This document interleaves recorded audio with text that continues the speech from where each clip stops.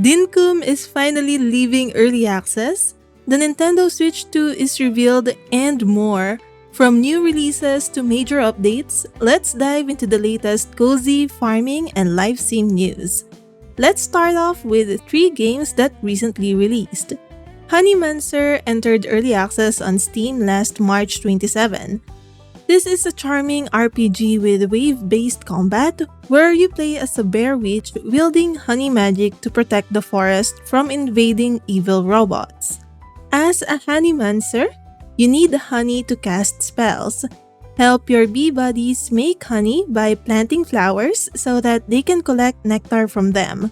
The more flowers you have, the more honey they make.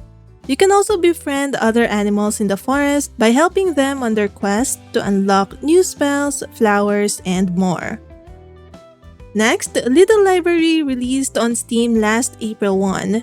In this game, you play as a new librarian managing a tiny library in a quiet, peaceful town. Your job is to organize books, decorate the library space, unlock rare titles, and help your neighbors find their next great read. Beyond the library, you'll cultivate a quiet life in the village, tending to a small farm, fishing in the local waters, exploring the Whispering Woods, engaging in community projects, and forming deep connections with the townspeople. Your choices influence friendships, romances, and the village's future, offering a fresh experience with every playthrough. Then, Monster Care Simulator launched into early access on April 4 and is available on Steam. In this adorable game, you step into the role of a monster caretaker, running your very own creature care center, where your main job is to heal, nurture, and bond with a wide variety of cute monsters. You can also find rare eggs and raise them as your own companions. Each monster has its own personality and needs, so it's up to you to ensure they are healthy and happy. You can hire staff to help with daily tasks, expand your care facility, and even customize the look of your sanctuary to make it a true monster haven. Next, let's talk about some major updates added to some games, starting with the Mirthwood Marriage update. Mirthwood is an enchanting RPG live sim set in an immersive fantasy world sandbox, and here's what's included in the last major update. First up, as the name suggests, marriage is now a thing. You can propose to any romanceable NPC, and if they say yes, there would be a wedding ceremony before they move into your farm. Depending on your spouse's skills, they will help out on the farm, gather resources, or occasionally destroy them, and even offer you tasks. There are different love languages too. Some NPCs prefer gifts, others enjoy quality time or acts of service, so make sure to maintain your relationship with them or they just might leave. You can also now hire NPCs as hired hands to perform different tasks. Each character has their own set of skills, and if your relationship with them is strong, they might offer you a discount on their services. Then, they will now occasionally ask for help with tasks like gathering, deliveries, hunting, or medicine runs. This update also brings layered armor that can be worn over your clothes, offering more ways to customize your look and get creative with your character style. And there's more. You'll find new types of fish, upgraded fishing rods, extra recipes, and crafting diagrams, and even a new craftsman table for home items. A new social tab helps you keep track of relationships and hired help, and you can now track NPCs using your map. Next, let's talk about Overthrown's nature update. This game is a chaotic city builder for 1 to 6 players. First up, mutant Tuskars have been added into the game. These bigger versions mutate from their smaller versions and are much angrier than before. Next, we've got the Great Hammer, a massive weapon that stuns and knocks out enemies. Then, meet Igni, your mischievous fire elemental buddy living inside a royal lantern. He helps light your way and also helps you set things on fire. On the village front, we've got 3 new buildings: the farmstead, forager's hut, and the cozy theater. Yes, your citizens can now enjoy some much-needed entertainment. These come with new roles like farmers, foragers, and even bards.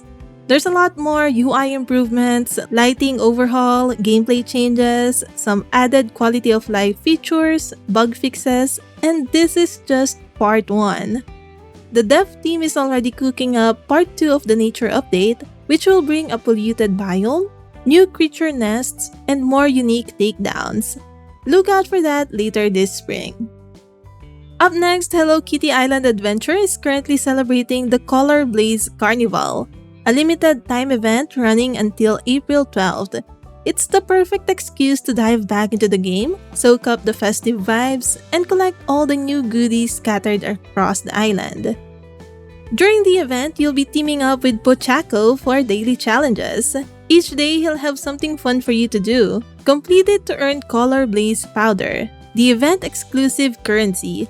This magical powder can be exchanged for vibrant furniture, festive clothing, and the adorable Color Blaze Carnival outfit set. And of course, don't forget to swing by Tuxedo Sam's shop and My Melody's gift shop for even more event-themed outfit and furniture. Then, we have some news for Echoes of the Plumgrove. Sadly, the new witch, potions, and NPC hobbies scheduled for this update are being pushed to next month due to translation delays. In the meantime, April's patch brings some sweet quality of life updates. Inventory management has been improved. You can now lock inventory rows so your items stay put when sorting or transferring. You can also cycle through inventory rows using the tilde key or the right D-pad. Moreover, chests now have quick buttons to grab everything or transfer similar items. Here are some of the other features besides the inventory management overhaul. There's a new tree tapper to collect sap or syrup every 3 days in winter. They've added thunderstorms in spring and summer, a rare weather occurrence. The XP needed to level up higher foraging levels has been reduced, and waddle fences now just need sticks instead of wood. Up next is the announcement that I'm most excited for this week. Dinkum is officially leaving early access and launching into its 1.0 version on April 23, 2025. With the full release comes a bunch of exciting new features. Creative mode is being added to the game, giving players full freedom to build and shape their islands however they like. Guest houses are also being introduced, and with them come 4 brand new villagers. You'll be able to meet them by renting out the guest houses, and each one comes with their own unique charm and personality. Multiplayer is getting a boost too. Hosts will have more control, and guests can now access features that were previously host-only. There's also a new 2-seater airplane to craft, perfect for sky-high adventures with a friend. On top of that, the update will include fresh crafting recipes, new activities, and improvements to quality of life features. Dinkum will also be adjusting regional pricing to better match global rates once the full game is out. The game is currently free to try on Steam with a 20% discount running until April 10th. I highly recommend you try this game out and buy it before the price changes during its 1.0 release.